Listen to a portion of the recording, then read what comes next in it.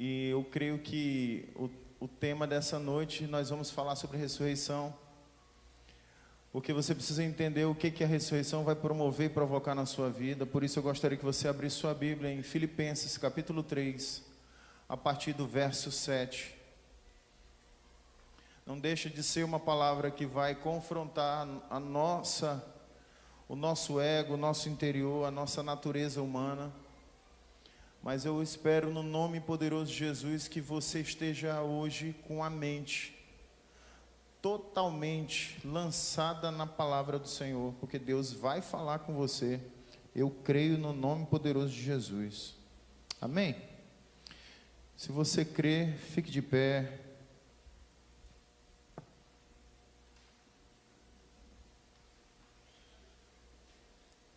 Aleluia. Você que está com a Bíblia, com o smartphone. Aliás, irmãos,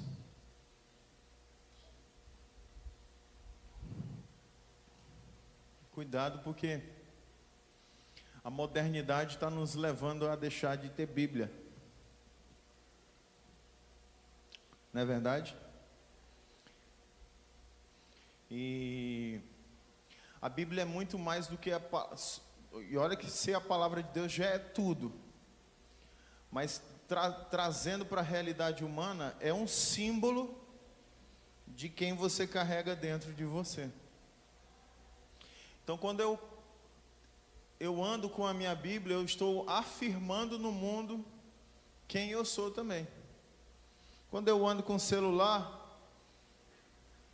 só vão descobrir quando eu falo, mas quando eu ando com a minha Bíblia, as pessoas vão perceber, porque eu carrego a mensagem, porque eu carrego a palavra.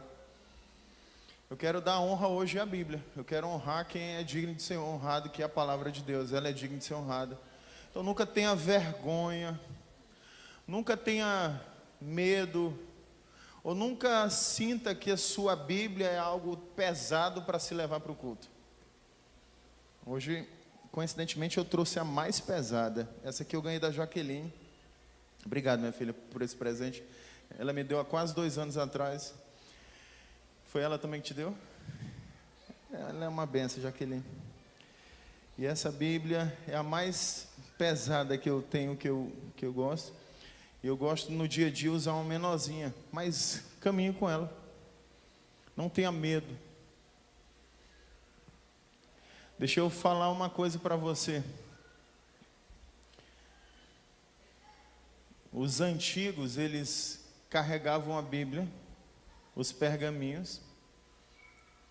E eu esqueci agora, mas eu acredito que foi para Timóteo que Paulo pediu, para quando ele fosse visitar Paulo, ele trouxesse os livros, os pergaminhos, por uma necessidade de tê-los com ele, que era algo dele.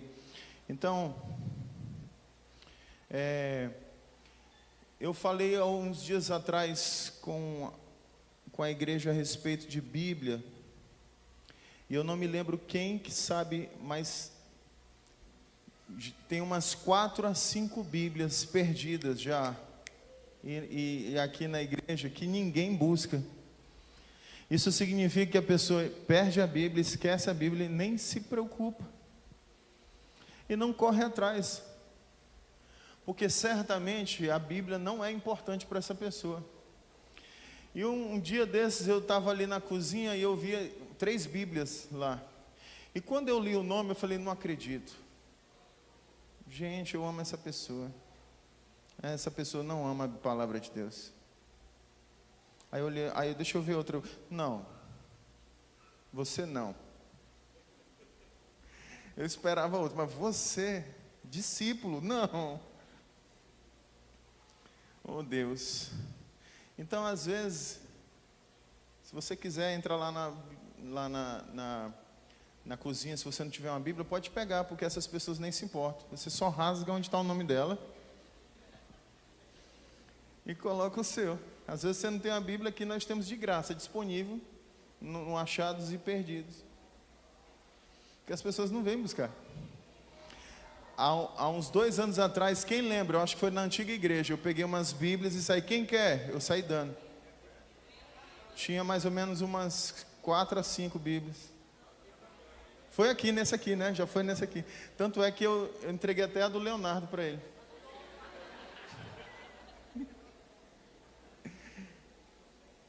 Mas é porque ele pensou que tinha perdido já, né? Ele ficou muito triste, sem saber onde ela estava. Mentira, não estou nem aí.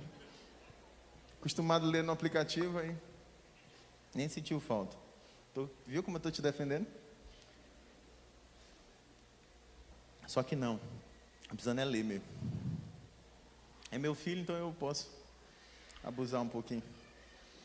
Filipenses capítulo 3, a partir do verso 7. Esse texto é um dos textos mais extraordinários, quando o assunto é a ressurreição de Jesus. E quando nós queremos tratar a respeito do que a ressurreição pode promover na vida de alguém. Então o apóstolo Paulo começa dizendo assim: mas o que para mim era lucro, passei a considerar perda por causa de Cristo. Mais do que isso, considero tudo como perda, comparado à suprema, diga assim, comparado. Não, vamos voltar, fala assim: eu preciso considerar como perda tudo comparado com a suprema grandeza do conhecimento de Cristo Jesus. Você está entendendo aqui o parâmetro? Vamos continuar. Por cuja causa perdi todas as coisas, eu as considero como esterco. Você sabe o que é esterco? Em outras palavras, coliforme fecal. Merda. Né? No português bem claro, esterco. Ele está dizendo assim: eu considero tudo como uma coisa mais insignificante da face. Você sabe por que ele usou esterco? Eu vou ler devagarzinho. Porque ninguém guarda esterco. Você guarda? Quem quer esterco aqui? Só quem trabalha com esterco de animal que vira adobo. Mas de gente não. Aqui ele está falando de... Alguém gosta de merda?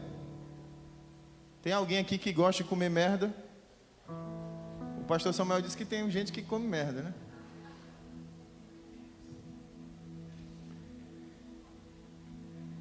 Eu lembrei do pastor Samuel. Isso come merda. Você gosta de comer? Você compraria merda? Sim ou não? Eu quero abrir sua mente para isso.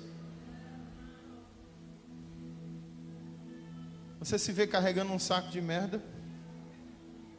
Sim ou não? Só que o apóstolo Paulo está dizendo que tudo aquilo que você considera valioso é merda. Tudo aquilo que a gente está considerando como lucrativo não tem significado nenhum perto da suprema, diga assim, perto da suprema grandeza do conhecimento de Cristo Jesus. O apóstolo Paulo, ele está falando isso porque uma vez que eu conheço Jesus, não há mais nada nesse mundo que me paralise e me faça ter que escolher entre Jesus e Ele. Tudo aquilo que era lucrativo. O apóstolo Paulo está dizendo se ele se coloca como um jovem, ele está dizendo assim: eu considero o meu relacionamento como merda. Eu considero casar como esterco. Ele está falando aqui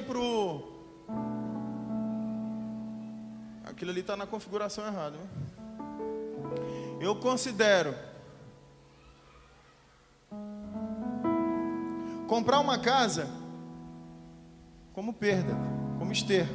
Eu considero trabalhar para ser bem sucedido na vida. Eu estou falando de coisa genuína. Ele está falando assim: ó, eu coloco tudo isso para lá, ó, e tudo isso que para mim era lucro, casar, ser bem-sucedido. E parece palavrão, né? Quando a gente ouve o nome merda, parece palavrão. Mas não tinha merda na época, porque senão talvez estava escrito aqui. Era esterco.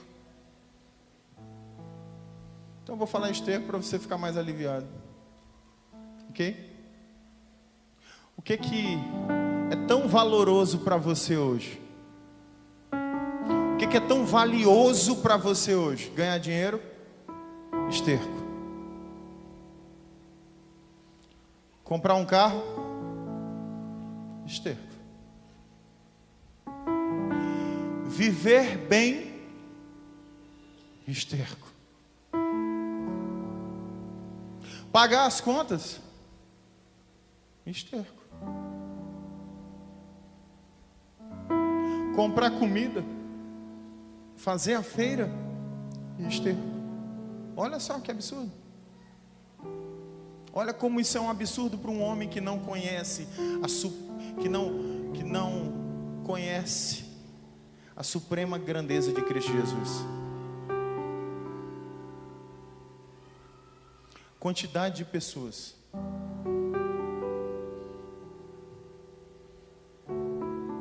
e aí o versículo 10 diz assim, ó. Não, eu vou continuar lá no versículo 9. E ser encontrado nele, não tendo a minha própria justiça que procede da lei, mas a que vem mediante a fé em Cristo, a justiça que procede de Deus e se baseia na fé. Quero conhecer a Cristo ao poder da sua, diga assim, ressurreição. Isso é o que a ressurreição promove. E a participação, diga assim, e a participação em seus sofrimentos. Agora eu faço a pergunta: quem quer de fato participar dos sofrimentos de Cristo? Minimamente a igreja quer. Minimamente a igreja olha isso como uma necessidade. Ora, na maioria das vezes, a gente está te ajudando a enfrentar coisas que você deveria enfrentar feliz, alegre.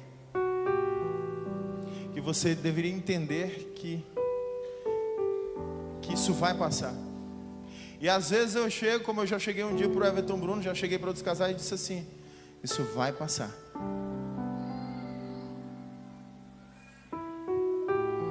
O apóstolo Paulo diz que nós podemos todas as coisas naquele que nos... Todas as vezes que um crente sem o conhecimento da suprema grandeza de Cristo Jesus ouvir isso, ele acha que está falando disso assim: eu posso ter isso, eu posso ter aquilo, eu posso ter aquilo, eu posso ter, eu posso ter, eu posso ser, eu posso ser, eu posso ter, eu posso ser. Não, eu posso é não ter, eu posso é sofrer, eu posso é padecer tudo. Porque ele diz assim: eu já vivi na bonança e na escassez, aprendi a passar por tudo. Aprendi. O que nós precisamos é aprender a passar pelos sofrimentos de Cristo. Hoje os sofrimentos distanciam as pessoas de Cristo, mas os sofrimentos deveriam te aproximar de Cristo. Porque a culpa é da igreja que criou uma igreja com um evangelho para facilitar a sua vida. Por isso que eu não me canso de pregar o evangelho. O evangelho é cruz. O evangelho é cruz. Diga assim: o evangelho é cruz. O evangelho é cruz. O evangelho é renúncia. O evangelho é poder de Deus. É poder de Deus para passar pelos sofrimentos. Ao poder da ressurreição. Diga assim: eu preciso entender que eu só ressuscitarei se eu morrer com Cristo. Você sabe o que é morrer com Cristo? Hoje eu estou lendo aqui pausadamente aqui. Morrer com Cristo é passar pelos processos conhecendo e vivendo com Ele. Ontem eu estava na casa do Tony e eu falei sobre Sobre esse discipulado eu falei assim, olha, se nós ensinarmos, se nós batizarmos pessoas, ensinarmos as pessoas a guardar o que Ele manda, Jesus estará conosco para sempre. Ele falou assim, eu estou convosco até a consumação do século, até o final, até o final. Isso significa que quando nós decidimos viver isso, morreremos com Ele, porque Ele morrerá conosco. Ele já morreu por mim e por você. Ele já morreu. Você entende que Ele já morreu? E aí Ele diz assim: e a participação em seus sofrimentos, tornando-me como Ele em sua morte. Tornando-me como Ele. Tornando-me como Ele, para de alguma forma eu alcançar a ressurreição dentre os mortos. Feche seus olhos em nome de Jesus.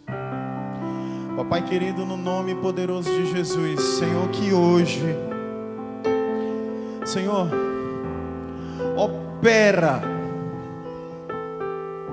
dentro de nós o Teu querer e o Teu fazer.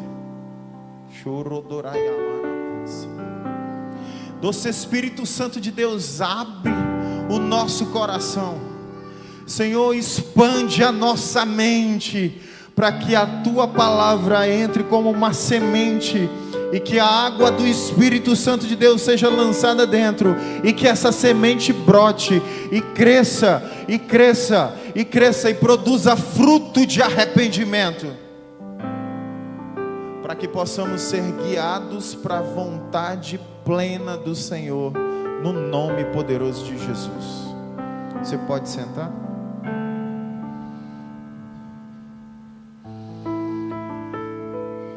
Você consegue perceber o que a ressurreição promoveu em Paulo?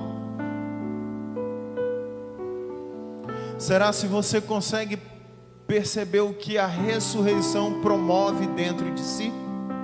Será se você consegue avaliar no seu entendimento, na sua alma, o que você está disposto a perder? Porque o assunto do Evangelho não é lucrar, o assunto do Evangelho é perder. O assunto da ressurreição é lucrar. Olha para cá, o lucro está na ressurreição, o lucro não está na morte. Só ressuscita quem morre, só ganha quem perde. No reino de Deus só ganha quem perde.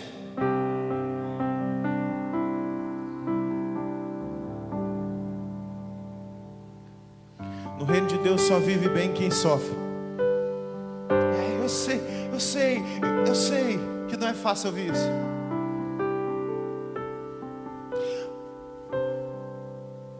Mas no reino de Deus só recebe quem dá. No reino de Deus só vive quem morre. No reino de Deus quem vive morre, quem morre vive. Assim. Esse é o reino de Deus. Esse foi o processo de Jesus. Jesus caminhou para uma morte para ressuscitar, sentar à direita de Deus Pai e ter o nome acima de todo nome, porque o preço que Ele pagou foi esse. Ele falou assim, e Ele está chamando a igreja falando assim, esse é o caminho, vem viver isso comigo. Meu nome é acima de todo nome, mas eu estou aqui para levantar um exército, uma nação de sacerdotes, uma nação de reis, porque eu sou o Rei dos reis, Senhor dos senhores.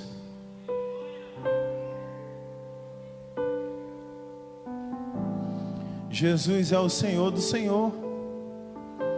Jesus é o Senhor da senhora. Jesus é o Rei dessa rainha. Ele é o seu Rei, rainha. E Ele está te chamando para ser como Ele. Você está entendendo? A ressurreição vai promover isso dentro de mim e dentro de você. Mas só ressuscita quem morre. Só ressuscita quem está disposto a pagar o preço.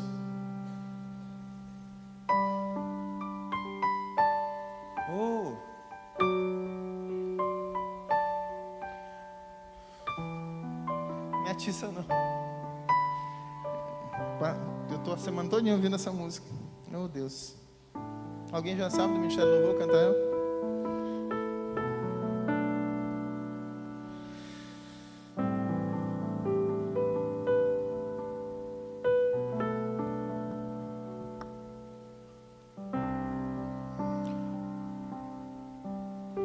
Eu quero falar algo aqui. Deus está querendo derramar hoje, neste lugar, uma unção, uma capacitação para você conseguir considerar, pelo menos considerar hoje. Hoje, Deus quer abrir revelação para você considerar tudo que você espera como insignificante hoje, como esterco.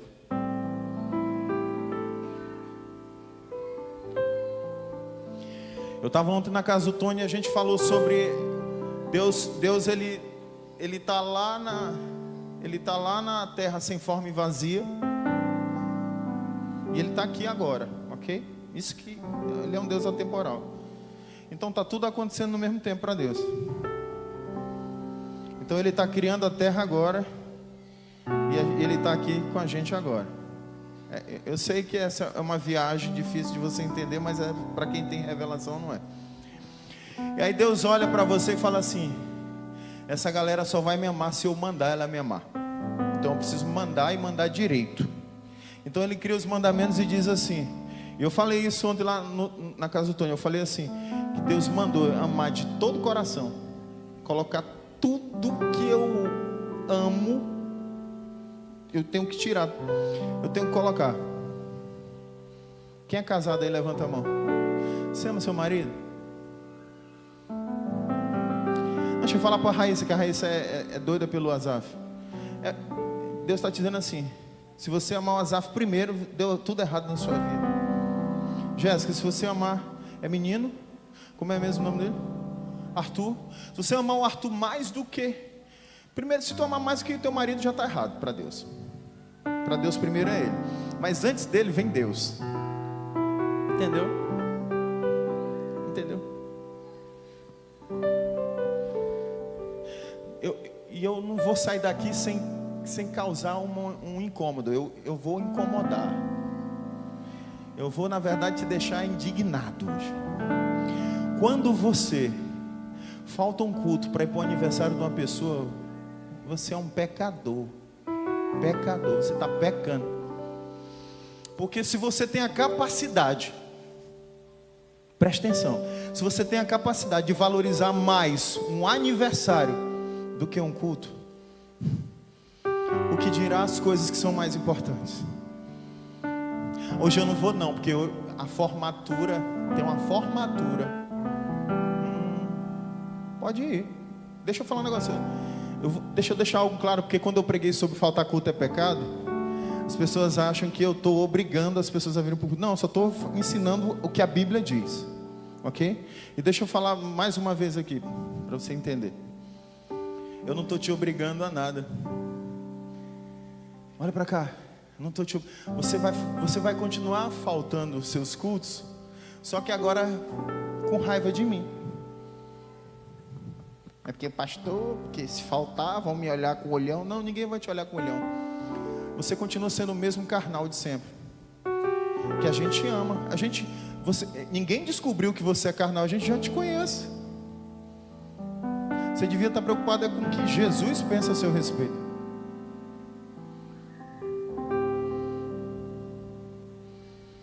Imagina, a gente tem 2 cultos na semana para se reunir, para viver koinonia, para ser corpo e levantar um altar de adoração para Deus. Só 2. Você tem a série do Netflix aí para assistir todo dia. Escola, todo dia. Faculdade, todo dia. Trabalho, no mínimo de segunda a sexta. Então aquilo que te influencia para a eternidade é o que menos tem tempo, certo? E mesmo assim você falta. Porque você fala assim: eu não vou hoje não, estou tão cansado. Ai, Senhor, tu sabe, tu tu conhece meu coração. Aí Deus conhece, me coloca sempre em terceiro, quarto ou quinto lugar. Conheço. Ele conhece seu coração, ele sabe que para ele você não é prioridade. Que Deus não é prioridade para... Na verdade, Deus não é prioridade para aquela pessoa. Deus sabe. Só que deixa eu falar um negócio para você. Você sempre foi prioridade para Deus. Mas vai chegar um dia que você vai deixar de ser. No dia que você estiver diante dele, se ele olhar para você e ele não te conhecer, ele vai dizer assim: se afasta de mim, eu não te conheço. Aí você vai dizer assim: Senhor, mas eu fui para o encontro com Deus, eu servi no encontro com Deus, e na hora da libertação eu expulsei demônio, o demônio saiu. Aí ele falou assim: não te conheço. Senhor, mas eu fui para a sala de oração com a pastora Maria, e nós orando lá, tinha uma pessoa enferma, eu pus a mão, a pessoa foi curada. Não te conheço. E aí ele diz assim, você sabe por que ele diz que você pratica iniquidade? Porque ele diz que qualquer pessoa que trocou conhecer Deus por conhecer outras coisas, está praticando iniquidade. Apartai-vos de mim, vós que praticais iniquidade. Porque uma pessoa que decide, que opta em buscar outras coisas, ao invés de buscar a suprema grandeza do conhecimento de Deus, para Deus, está praticando iniquidade. E eu estou sendo 100% bíblico, para você não achar que é historinha minha aqui.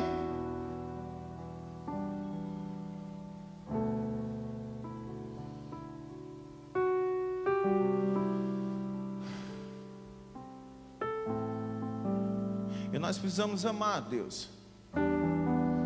E Deus olha para a humanidade e sabe que a humanidade vai preferir outras coisas. Então Ele diz assim: me ame de todo o coração, me ame de toda a força. Ele diz assim: é para botar força, é para se esforçar. Deixa eu te falar um negócio. Quem já passou a experiência de ler a Bíblia, sentir sono, parar de ler a Bíblia, assistir a televisão e o sono perder? Quem já viveu isso aqui? Porque, meu amigo, a sua carne vai lutar contra. E aí Deus está dizendo: bote força. Você vai botar força, é assim, ó. Você vai levantar, está com sono, levanta. Levanta. Se esforça. Esforça. Se esforça.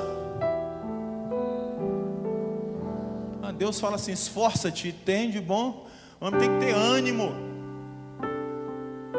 Para tudo aquilo que tem relação com Deus e com a direção de Deus, Ele fala para você ser corajoso, para você se esforçar. Agora, para amar Ele, Ele diz para colocar toda a força. Olha para cá. Tem gente que se esforça para ir para a academia todo dia, para ficar com o corpinho igual o meu, malhado. O meu perdi 18 quilos, viu? Mas foi a diabetes.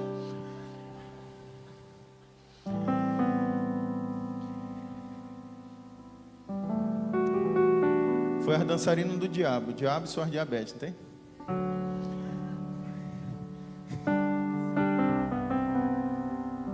Aí, mas eu vou vencer a diabetes na cruz de Cristo. Quando eu morrer e estiver na glória de Deus, não tem diabetes. E a diabetes não toca. Minha mulher está aqui de testemunha. Não toca, não altera a minha alegria e nada. Ela falou: amor, não sei como é que tu consegue. Esse dia ela estava chorando lá: eu não quero meu marido doente. Tuas pernas murchou, amor, tu tá com as perninhas finas.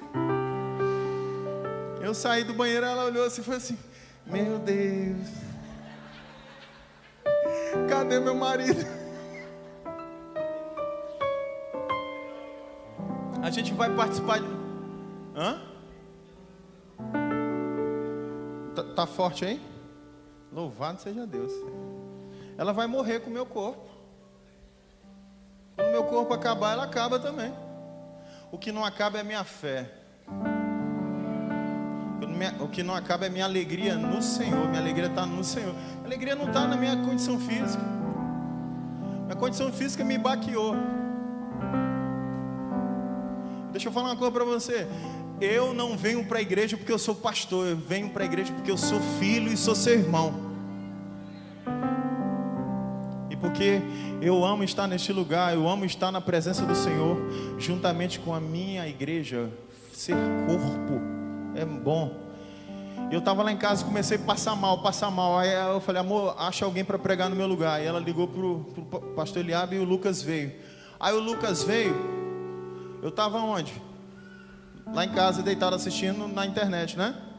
Não, eu estava sentado ali, sem aguentar ficar sentado. Estava doendo até ficar sentado. Mas eu não queria deixar de estar no lugar onde a koinonia existe, que é o compartilhar da vida de Deus, é o fluir do Espírito Santo de Deus, é onde Deus libera a sua palavra para o corpo. Eu falei assim, eu não vou, eu consigo andar, eu só não consigo ficar muito tempo em pé. Minhas pernas tremiam, eu fiquei sentado. Se eu tiver internado, eu não venho. Se eu estiver de cama, eu não venho. Mas se eu estiver andando, eu venho.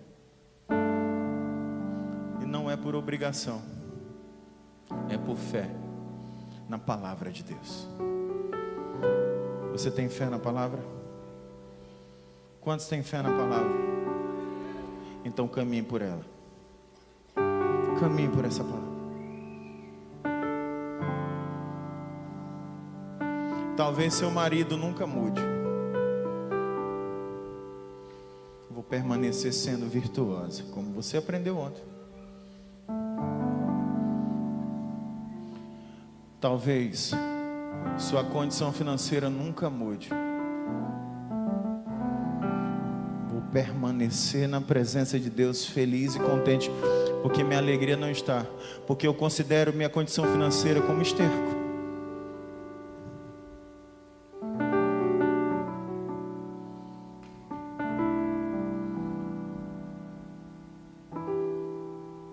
O que você entende quando Jesus diz lá em Lucas 9:23? Jesus diz assim, ó: se alguém quer vir após mim, negue-se a si mesmo, tome a sua cruz a cada dia e siga-me. Ele está dizendo para você negar os lucros que o mundo oferece. É isso que ele está dizendo. Tem muita coisa para negar. Olha para cá. Tem muita coisa para negar. O Evangelho está se tratando de negar. Não existe cruz sem negar. Não existe. Ninguém vai para a cruz do jeito que está. Antes ele disse assim: vinde a mim, você que está cansado, sobrecarregado, e tome o meu jugo, que é leve e suave. Ele está dizendo que o dele é leve e suave. Agora sim, eu estou falando de negar aqui, certo? Sim ou não? Seja sincero consigo mesmo. Esse assunto é fácil de ouvir, sim ou não? Sim ou não? Não. Pastor, por que esse assunto não é fácil de ouvir? Porque você conhece muito do mundo e pouco de Jesus. Você conhece muito dos lucros deste mundo e pouco dos lucros do reino dos céus. A falta de conhecer Jesus faz com que as pessoas falem assim: por que tem que ser tão difícil? A falta do conhecer Jesus está promovendo um evangelho fácil.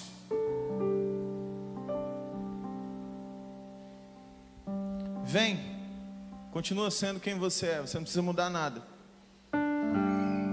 A graça é suficiente, porque a graça te basta, porque o poder de Deus se aperfeiçoa na sua fraqueza. E a pessoa pega esse texto e perverte esse texto, dizendo que o poder de Deus se aperfeiçoa nos seus pecados. Não, se aperfeiçoa na sua fraqueza. Se fosse pecado, tinha dito pecado. Você sabe o que é fraqueza? Fraqueza é reconhecer que você não dá conta. Fraqueza é vulnerabilidade. O meu poder se aperfeiçoa na sua vulnerabilidade. É quando você reconhece que não consegue, Deus vem e manifesta o seu poder. Senhor, eu não consigo abrir mão. E Ele diz: claro que você não consegue, porque isso só eu posso te libertar. Porque Jesus foi ungido para isso, para trazer as boas novas, para dar vista aos cegos, para curar os enfermos, para libertar os cativos, os pobres. Então a graça dele, ela vai abundar.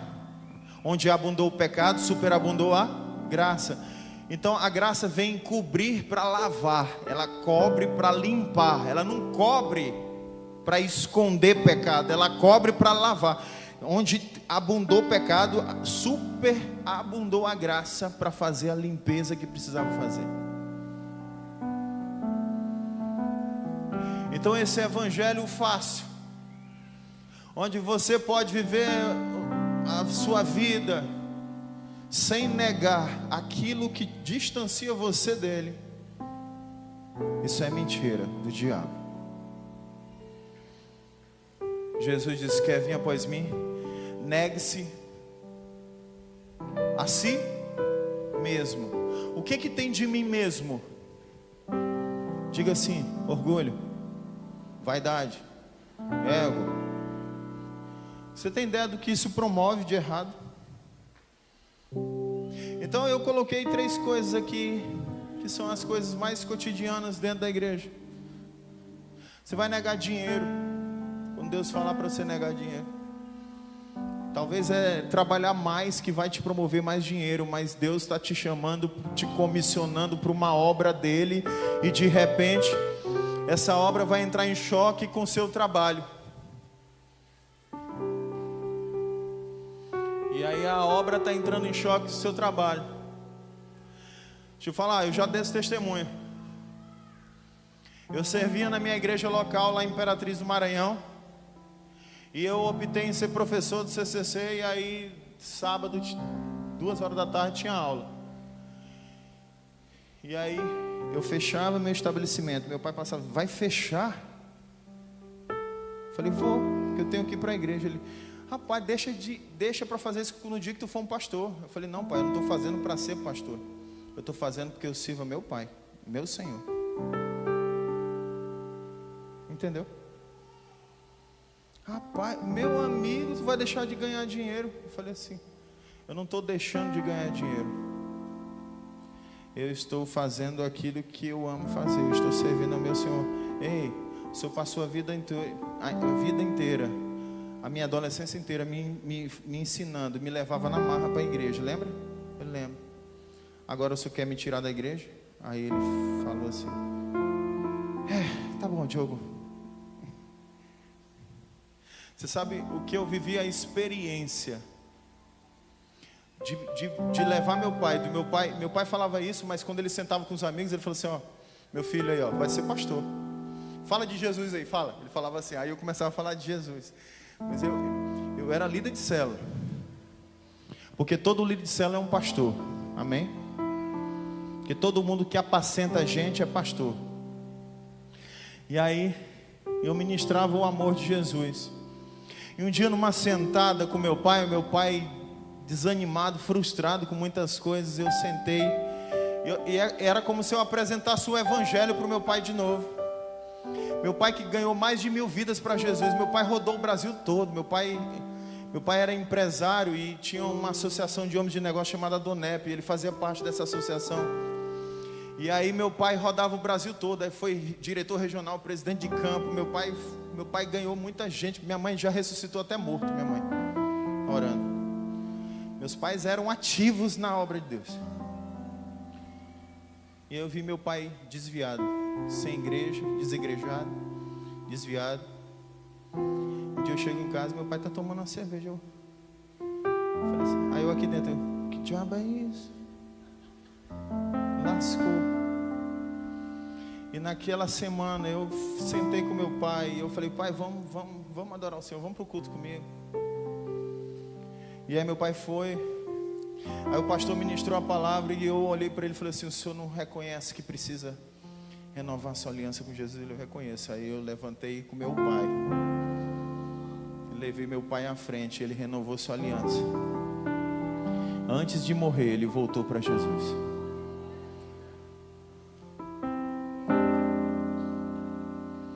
Meu pai era milionário. Tudo que o dinheiro, eu já falei isso, tudo que o dinheiro podia comprar eu tive. Eu vim dessa realidade. Oi? Virou tudo esterco. Virou tudo esterco. Tem lá uns 40 e poucos terrenos lá para a gente vender de herança. Mas é esterco também. Conforto. Você precisa renunciar. A gente quer conforto. Cada cadeira dessa aí, vazia, é uma pessoa que está online agora, porque ela preferiu ficar em casa do que vir para cá. Não é porque ela está com problema, é porque é confortável para ela ligar e assistir. Aqui deveria ser para alcançar quem está inalcançável. Aí as pessoas ficam: você que está me assistindo, depois eu vou checar. Você que está faltando culto. Você pensa que eu vou deixar passar? Vou não. Não vou. Eu estou pensando seriamente em cancelar. Vou não, vou brincando. Porque tem algumas cidades aí, né, meu filho? Não tem como, né? Enquanto a gente não começar culto lá em Natal, tem que ter. Lá em Patos também. Mas olha, deveria ser para quem está distante. A Ada está lá em Mamanguape. Vamos orar um dia, nós vamos iniciar uma igreja em Mamanguape, em nome de Jesus. Mas até lá a Ada precisa. Agora tem irmão que está lá porque está... Acho que eu vou assistir o culto aqui mesmo em casa. Você, ó. Não pense que você vai estar na ressurreição. Você não vai estar. Você pensou que você ia passar batido? Não. O reino de Deus não é brincadeira. O reino de Deus é o que há de mais sério, mais verdadeiro, mais pungente, mais vivo do que você. Porque Jesus é o reino de Deus. E Jesus não brincou. Quem é que já leu pelo menos Mateus? Pelo menos Mateus.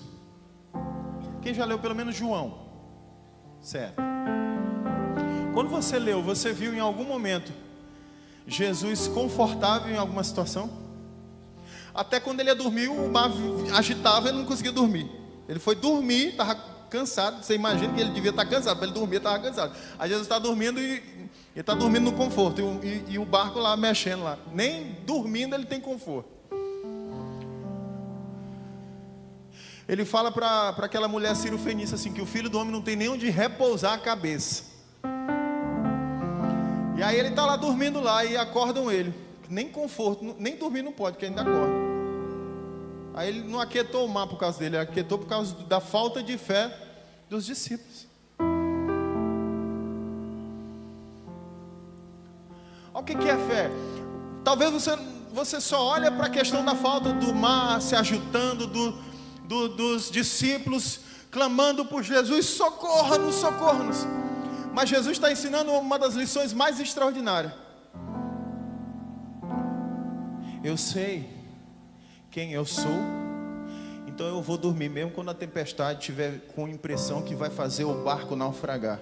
Jesus não acordou, ele foi acordado.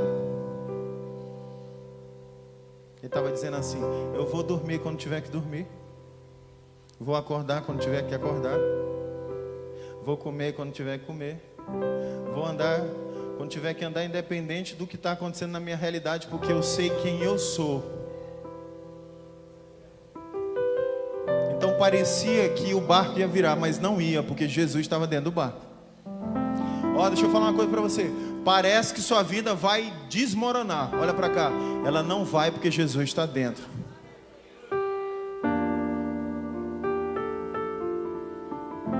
Jesus está aí. Não vai.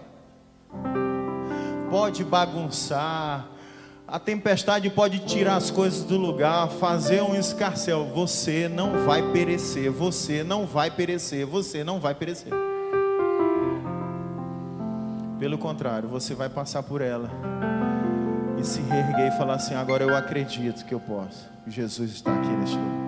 Porque o que você não entende é que quando Jesus acalmou a tempestade, ele falou assim: homens de pouca fé. Ele falou assim: cadê a fé de vocês? Vocês não têm fé. Vocês não entenderam nada até agora. Porque quando se trata de dinheiro, as pessoas não querem passar perrengue, passar baixo. Faltou mistura. Não tem mistura. Come sem mistura.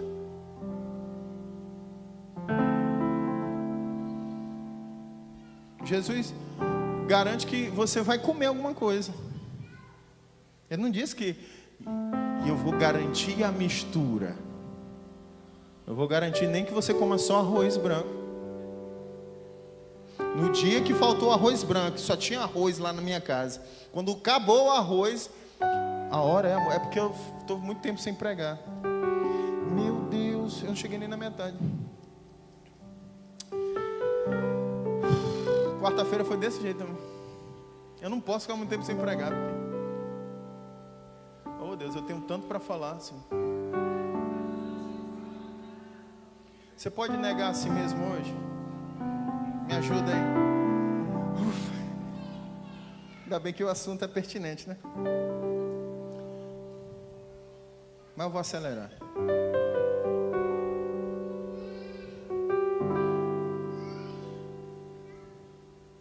Eu sei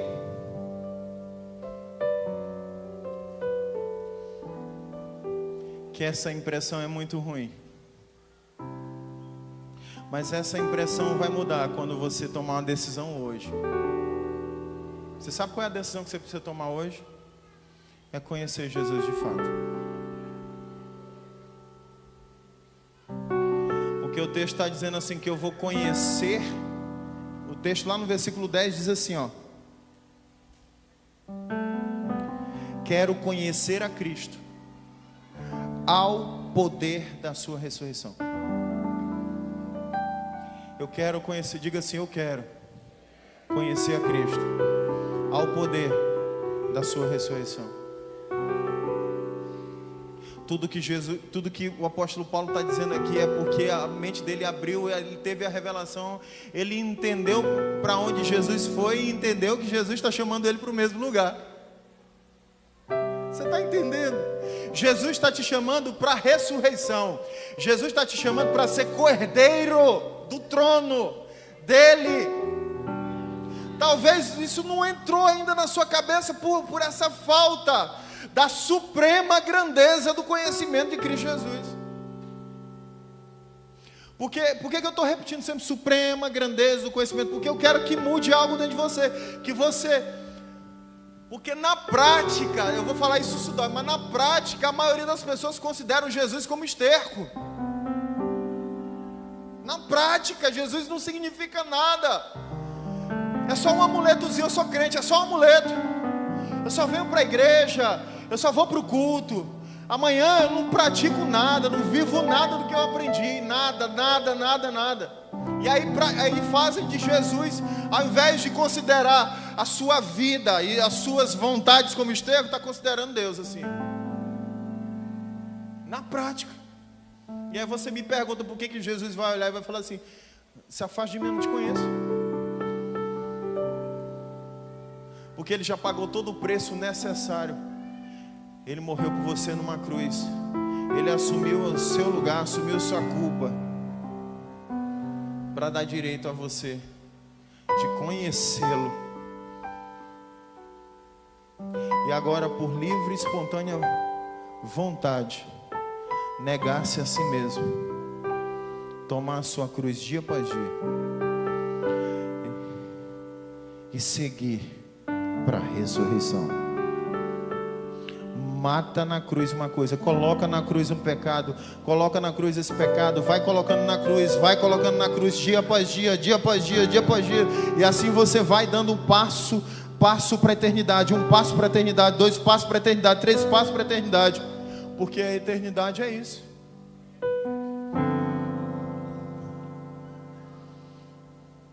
João 17, versículo 3 diz assim, só para finalizar, quase finalizando: esta é a vida eterna.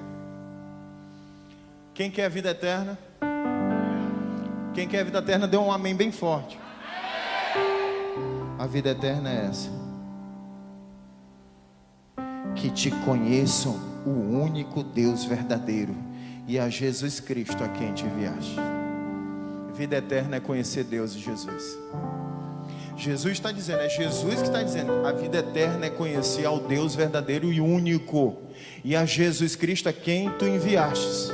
Então, se você não conhece Jesus, se você não conhece o único Deus verdadeiro, e aqui eu estou falando de relacionamento, de intimidade, eu não estou falando de saber quem Ele é, e nem de ser crente, eu estou falando de ser filho, de ser íntimo. Você precisa lutar, você precisa colocar toda a sua força.